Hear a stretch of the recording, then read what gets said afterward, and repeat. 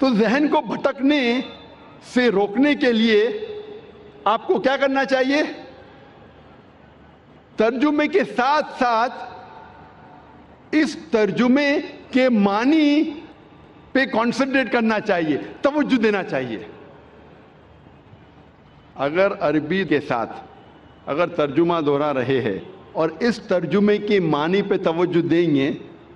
تو آج کی سائنس یہ کہتی ہے کہ ہمارا برین اتنا پاورفل ہے کہ ہم ایک ساتھ 2 3 4 کام کر سکتے ہیں۔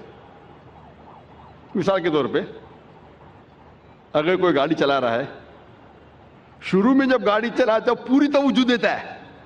آپ اس سے بات نہیں کر سکتے، لیکن جب اسے عادت ہو جاتی ہے 1 مہینے 2 مہینے بعد تو گاڑی چلاتے چلاتے آپ سے بات بھی کر سکتا ہے، آدھا دھیان گاڑی پہ آدھا دھیان بات پہ۔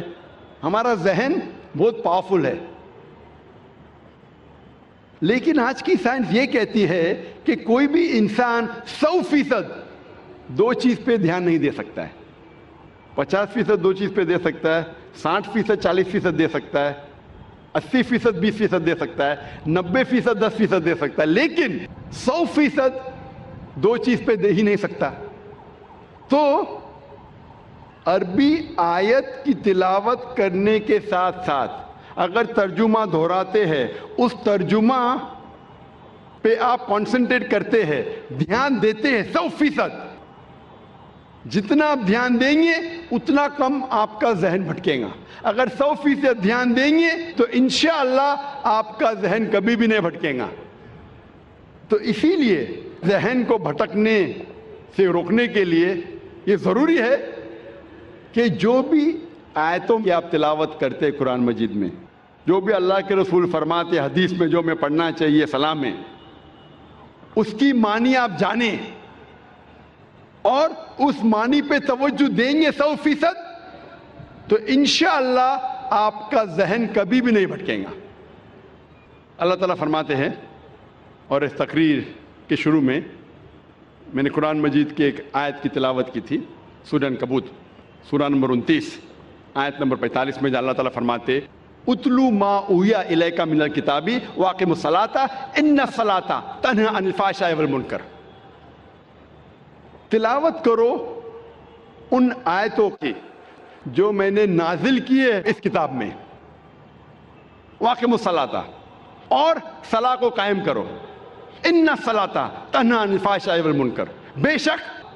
صلاح فاحشی اور برے کاموں سے روکتی ہے۔ قرآن مجید میں اللہ تعالیٰ فرماتے ہیں کہ بے شک صلاح فاحشی اور برے کاموں سے روکتی ہے، جسے میں کہتا ہوں ہدایت کا راستہ، پروگرامنگ ٹورڈز رائچیسنس۔ صلاح دا پروگرامنگ ٹورڈز رائچیسنس، صلاح رہنمائی اور ہدایت کا راستہ۔ صلاح ہمیں پروگرام کرتی ہے صحیح راستے کی طرف، اور ہم جانتے ہیں کہ سورہ فاتحہ کے بعد ہم قرآن مجید کی چند آیتوں کی تلاوت کرتے ہیں۔ مثال کے طور پہ سورہ فاتحہ کے بعد امام تلاوت کر رہا ہے سورہ مائدہ کی آیت، سورہ نمبر 5 آیت نمبر 90، جہاں اللہ تعالیٰ فرماتے یا ایھا الذین آمنو، اے ایمان والو، انما الخمر والمیسر، بے شک شراب اور جوا، والانصاب والازلام، بت پرستی اور پھانسے پھینکنا، رجس من عمل الشیطان، یہ شیطان کے ہتھ کنڈے ہیں، فاجتنبوہ لعلکم تفلحون، ان ہتھ کنڈوں سے دور رہو تاکہ تم فلاح پاؤ۔ یہاں صلاح میں ہمیں ہدایت مل رہی ہے کہ شراب مت پیو، جوا مت کھیلو، بت پرستی مت کرو، پھانسے مت پھینکو، یہ شیطان کے ہتھ کنڈے ہیں، ان سے دور رہو تاکہ آپ فلاح پاؤ۔ اللہ ہمیں ہدایت دے رہا ہے صلاح میں۔ ہو سکتا ہے کہ سورہ فاتحہ کے بعد امام صاحب سورہ مائدہ سورہ نمبر 5 آیت نمبر 3 کی تلاوت کرتے ہیں، جہاں اللہ تعالیٰ فرماتے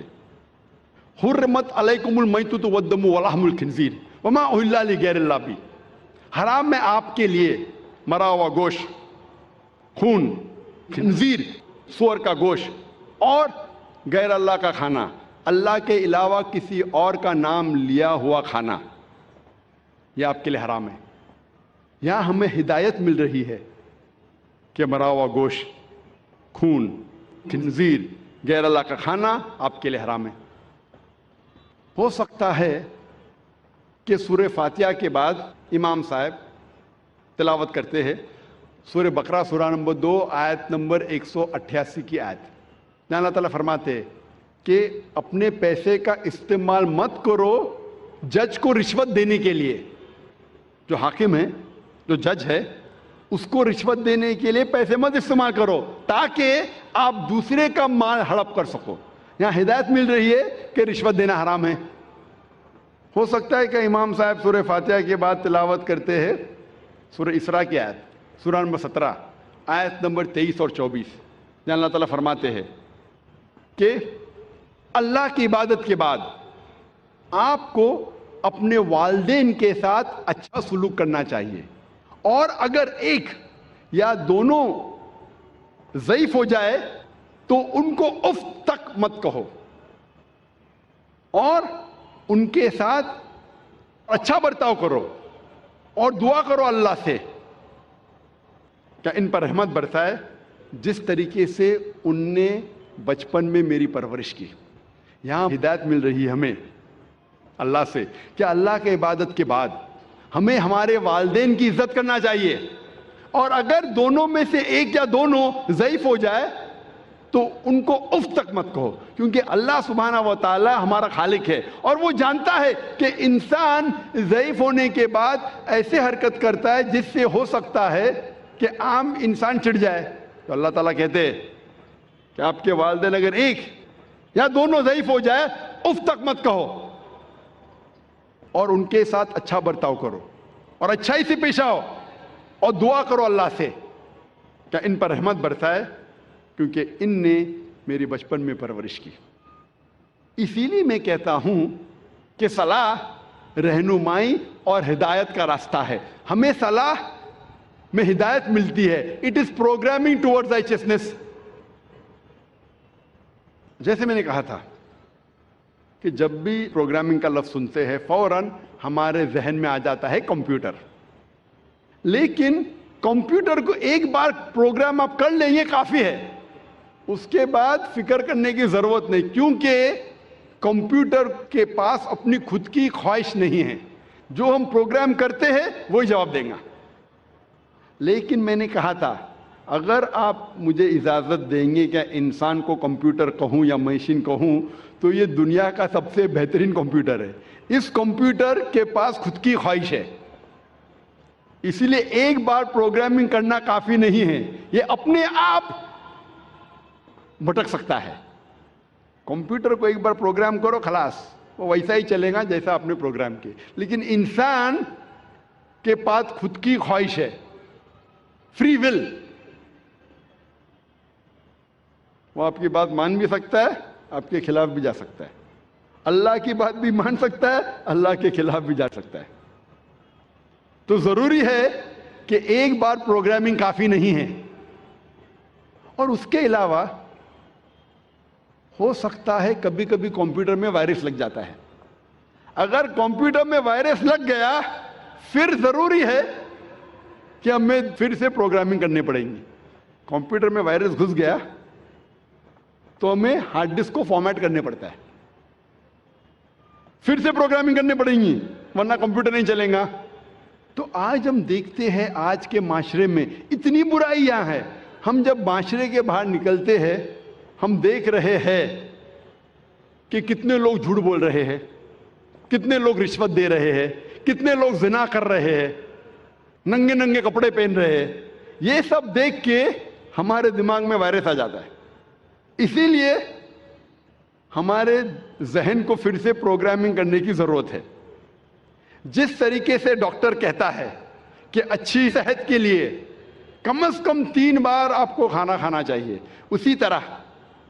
اچھی روح کے لیے ہمارا خالق اللہ سبحانہ و تعالیٰ کہتا ہے کہ کم از کم آپ کو پروگرامنگ کرنا پڑے گا 5 بار دن میں۔ اگر اچھی روح چاہتے ہیں تو پروگرامنگ کم از کم 5 بار۔ ہم جب یہودی مذہبی کتاب پڑھتے ہیں، یہودی لوگوں کی مذہبی کتاب پڑھتے ہیں تو اس میں لکھا ہے بک آف ڈینیل میں، اولڈ ٹیسٹمنٹ میں، चैप्टर नंबर 6 वर्स नंबर 10 में कि खुदा कहता है कि डैनियल ने 3 बार नमाज पढ़ी, तो यहूदी मजहब में 3 बार नमाज पढ़ना चाहिए। ईसाई मजहब में लिखा है कि प्रे अनसीजनली, जितना पढ़ सके उतना पढ़िए। लेकिन कुरान मजीद में अल्लाह सुब्हानहू व तआला हमें हुक्म देते हैं कि रोज कम से कम दिन में 5 बार आपको सलाह पढ़नी चाहिए, सलाह कायम करना चाहिए, नमाज पढ़नी चाहिए।